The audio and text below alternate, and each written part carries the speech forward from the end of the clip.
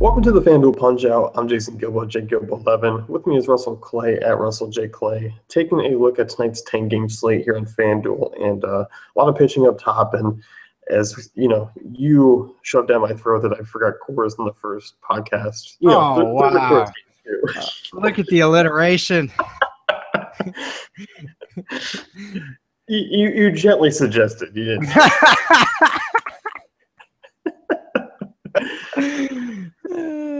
There's a Coors game. I mean, there's a lot going on tonight in a 10-game slate. And overall, I mean, I think FanDuel's kind of fun construction just because you do have some cheaper pitching options that are all really priced up heavily on DK. So you can kind of work some magic in as far as bats go around a Schumacher or a Bauer more so than you can on DraftKings.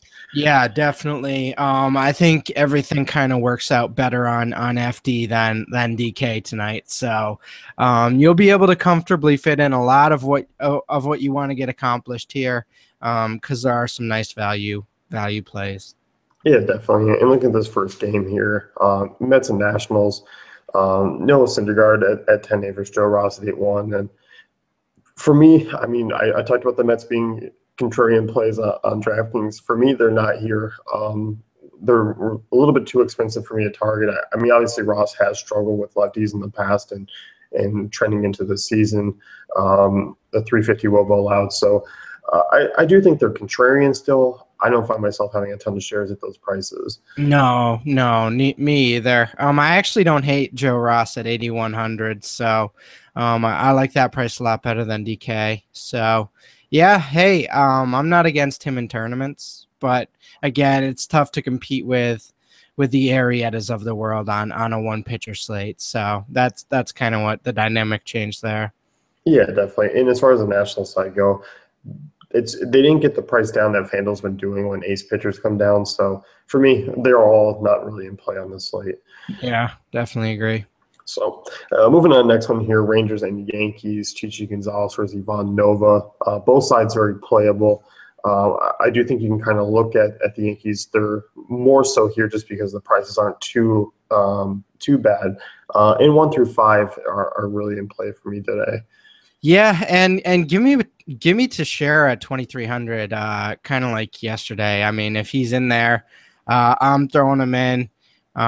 So that's kind of how you're looking at that. I'm not afraid of Chichis, Ramirez, Gonzalez. So that's what we're looking at there. And in terms of Mazzara, Beltre, I pretty much have the same take on them as I did on DK, which is that I love the power.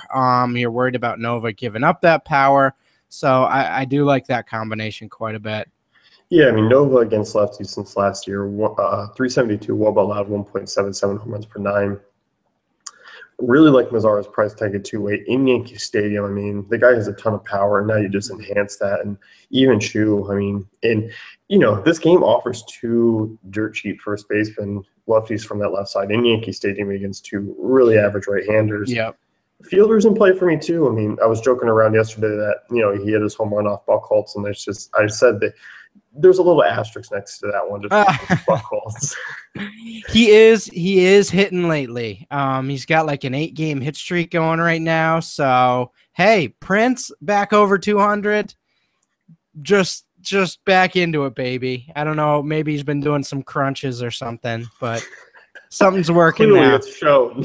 Yeah, he's got a little momentum going here. Rougned Odor, I mean, 3.4 is intriguing at that price tag. Yeah. Desmond and Beltre, the right-handers are certainly in play there as well.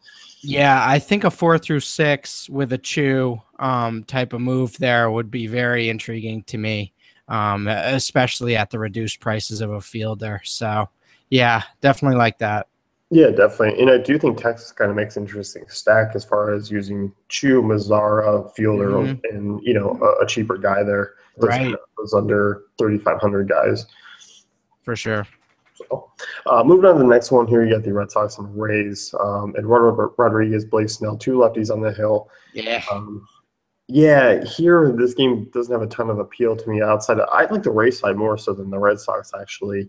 I like the Logan Forsythe. I like a Tim Beckham at those prices. I mean, really cheap. Forsythe's going to be pretty much a lock for me as far as the second base goes at that price tag. Yeah, 2,800's a nice little deal for him against the lefty Rodriguez there. So I think you got to like that. And I tend to agree with you on the Red Sox tonight. It's not that they don't have upside. Obviously, they're the Red Sox, but just those prices don't really jive with the slate that well. So I think we're looking more towards the Rays here and Forsyth in terms of value. Yeah, I think so. I mean, you look at these lefties. I mean, you know, they're not horrible, but they're not great. And I do think kind of overall this is kind of just a mediocre game for offense on both sides. And Yeah. I mean, Hanley's a little bit more expensive. I mean, obviously he's in play, but 3.7, it's not quite that value 3.2, 3.3 that we've had the last couple of games. I mean, that power is shown and now is showing in his price tag. Right, absolutely. So, So which is unfortunate, and we're starting to see a little hint of dynamic pricing from FD here. They kind of changed things up a little bit for pitchers now, so that's definitely nice to see. But again, Forsyth, solid value there. yeah, I think so. And I think you're just looking at this game more so from a value standpoint than an actual paying up for guys. I mean, Longoria at 3.6 in play, that's not a bad price tag for him. Mm-hmm. So Cubs and Reds here. Jake Arrieta, 11.9. I mean, he's my cash game guy tonight, facing off against Cincinnati. Straley on the other side. I mean, these Cubs bats, they're in play for me tonight. And as you mentioned, I mean, trying to figure out who's behind the dish. It could be Contreras as far as the catcher options go. Could be Montero still, but I think in this ballpark, you're looking at it really. The Cubs bats are a little bit more appropriately priced here. I don't think a Rizzo or Bryant really kills you, so I do think they're all in play. Yeah, definitely agree on Rizzo. As much as the price is still expensive on this type of slate, I think as we just mentioned 3 or 4 guys in the last 2 matchups who are under 3K. So you can manage this with a guy you really want to pay up for, and that would be Rizzo for me tonight. So definitely looking at there. Obviously, Bay's in play, 2,900. And then that catcher position is a nice one to target for sure. Yeah, definitely. And you look at that ballpark, I mean, it enhances power from the left and right side. Straley, I mean, has had some serviceable outings, slightly above average arm, if you ask me. I mean, I'm not saying the Cubs are going to put up 10 runs on the board, but I think there is some runs here for this Cubbies offense. Right, definitely. Yeah, he's not a liability out there, but at the same time, solid matchup for some good hitters. Yeah, definitely. And on the other side, I mean, the only way I see myself taking Reds is if Arrieta gets scratched tonight. Yeah, and hey, we've seen it. We've seen it with Strasburg, so crazier things have happened. But yeah, that's really all your only hope there for poor Brandon Phillips and the middle of that Reds lineup. Yeah, I mean, all of them play priced below 2,500 outside of Boosters 26. So if was something to happen, obviously they would jump up to be, the top value of the night. Yeah, so it's an easy fade, obviously, with Arrieta on the hill. Yep.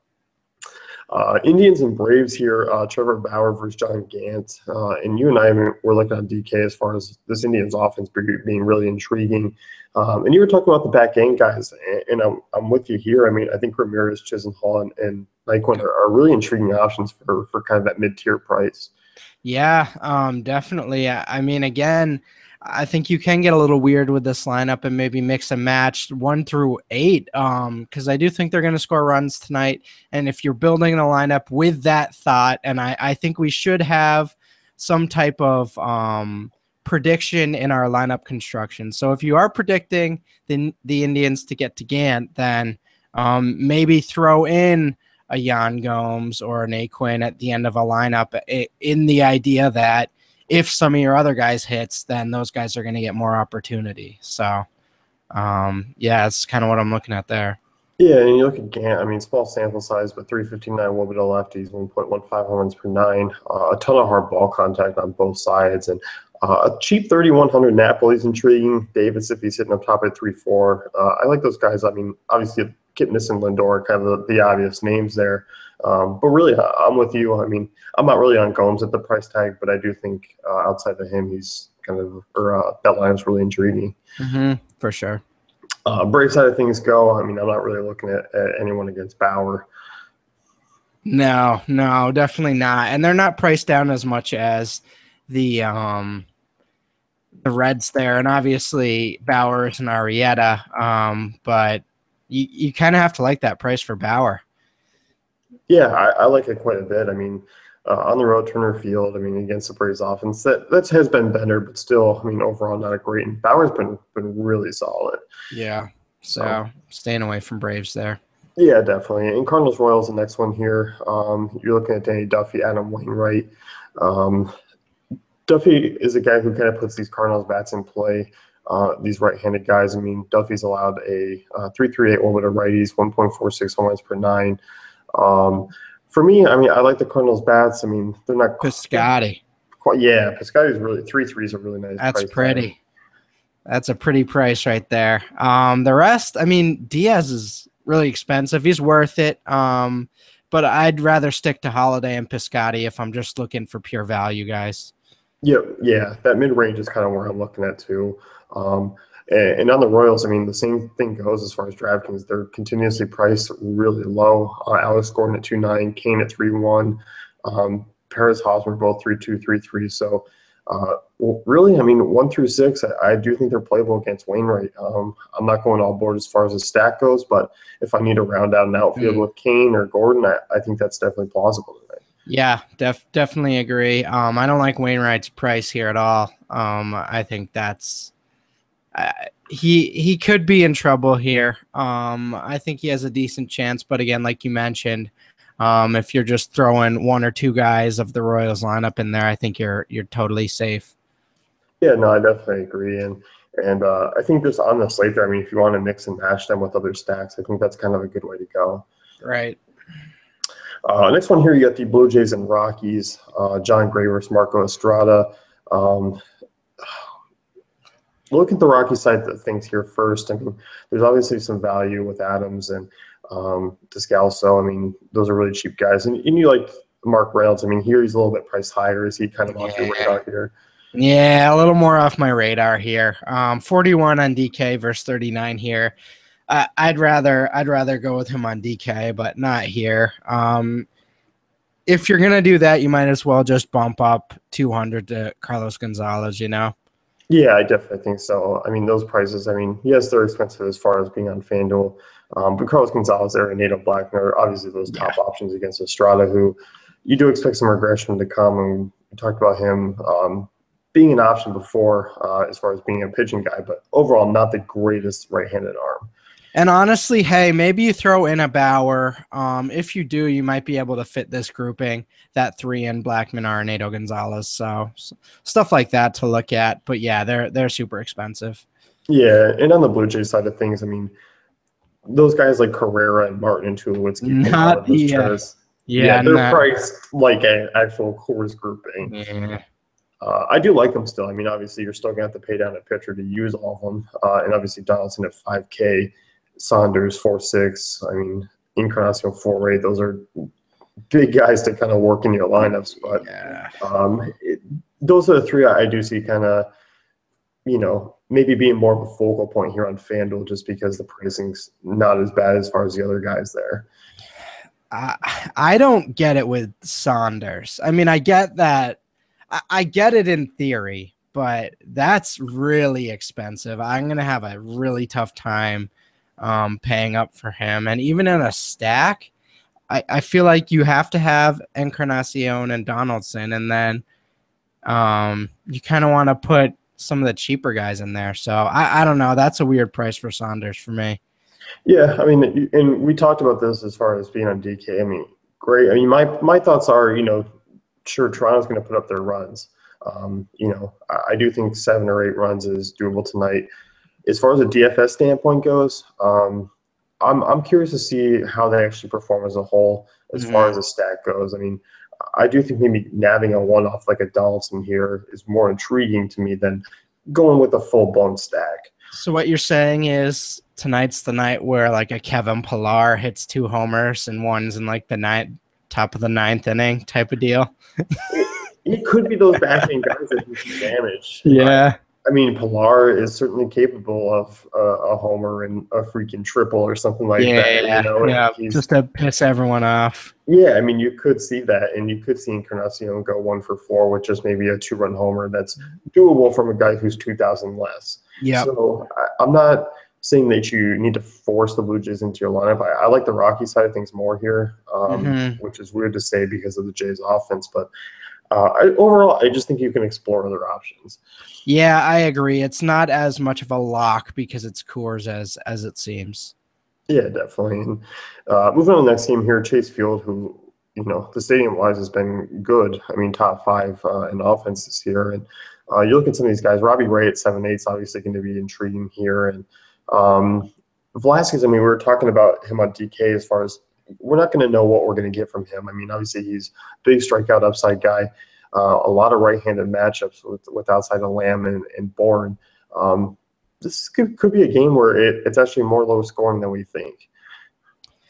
Yeah, no, I agree. And again, I don't want to pay that 4-4 price tag for Goldschmidt and 4-2 for Lamb. So beyond that, Segura's a little more reasonable here. So I'm okay with that price for him. But beyond that, I don't really see the pure upside that I want from those prices. No, I don't either. And I think looking, I mean, at the slate as a whole, there's just better guys in better spots there than Velasquez, and trying to pick on him. Yeah, yeah, definitely. And again, I think Velasquez is actually a pretty decent arm, like you mentioned. So not a guy I'm necessarily ever targeting, even if he's not right. Yeah, I think that's the thing. And you got to look. I mean, obviously, he's coming back from the injury that we all thought maybe he could possibly go down for a while. There could be something. I mean, I'm not ruling off the Arizona bats. I still think, they're possibly worth a look, but my exposure is going to be limited in comparison to the other high profile offenses. Right. It's not them, it's us. There's just a lot of good options on this slate in terms of high end hitters. So why It's not take the you, it's me. yeah, why take the 30% risk that Velasquez is actually back to normal, and then it's just a super bad matchup. So Yeah, and look on the Philly side of things. I mean, there's guys in better price ranges. There's guys better, cheaper. DraftKings, I was looking at them as kind of being a contrarian option as far as Tommy Joseph or Cameron Rupp or Michael Franco. There's certainly a contrarian play here, but I think you're going to look at a lot of people that maybe take Ray against this team as far as trying to fit some bats in. So it could be a contrarian move to kind of go against, because if you are taking Philly bats, you can still work in a Coors batter too. definitely. So Chase Field, nice park. You look at Ray. I mean, Ray overall hasn't really been great against right-handed bats, and at home, I mean, he's struggled a little bit. So there's some viable options there, but obviously not anything to get too crazy about. Yeah, I think that describes it pretty well. Next side of things here, Houston and Los Angeles, Matt Schumacher versus Colin McHugh. I'm not on really anyone in this game. I mean, we talked about Schumacher obviously being as far as hitters go. I mean, I'm not really on anyone, but Schumacher. I mean, you look at his numbers going back to last year: 1.71 home runs per 9 to righties. Altuve, Correa, Springer. I mean, those are names that obviously really jump out at you against those types of numbers, but obviously the high strikeout rate. I just think Schumacher's the guy who's going to be heavily owned as far as people trying to get those big bats in, and I definitely agree with that. Yeah, and again, you mentioned I think eventually that number will come back to bite him.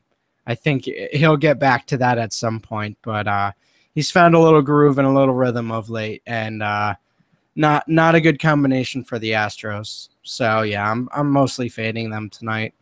Yeah, and as far as the Angels side of things go, I don't like them. I mean, Colin McHugh has been up and down this year, but for me, I just think this game is really not favorable on both sides. I think it's just kind of a stay away. Yeah, I agree. A's and Giants here. This one, I mean, you were pretty high on the Oakland offense, points per dollar wise against Samardzija. And I'm not really looking Samardzija here on FanDuel. I think 9.4 is too expensive for him, and with all the other options cheaper. Yeah. I still don't mind guys like Vogt or Valencia or Davis at the price tags. I mean, they're obviously not that strong value that they are over on DK, but you look at Samardzija, I mean, still some of those lefties could get to him there. Yeah, no, they could. The problem is VOT is the same price. It's like Valencia is basically the same price. So they're not quite as good. It takes some of the edge off of that value, but at the same time, yeah, I definitely agree. It's far from a sure thing for Samardzija to sort of get a quality start against them. So even in a bad ballpark, I don't mind them. Yeah, I don't either. In the Giants side, I mean, Belt is a little bit priced too highly, him and Posey. Same with Panic. Here, I'm sticking with what I've been on the last couple of days, and that's using Span, Crawford, and Yeah. Pagano's cheaper 3K guys against Mengden there. So I think overall that's an intriguing option as far as value goes. I'm not quite on the Belt and Posey like I am over on DK. No, yeah, I think that's the grouping you look at there, as you mentioned, the sort of value bats in the Giants lineup. Yeah, I definitely think that's kind of the way to go. And Pagan been hitting well, so I think I'm going to be looking at him as kind of one of those guys I probably end up with quite a few shares. Hmm. So let's go wrap things up here with the FanDuel Punch Out. Be sure to check out DaveFantasyCafe.com for all great tools and content.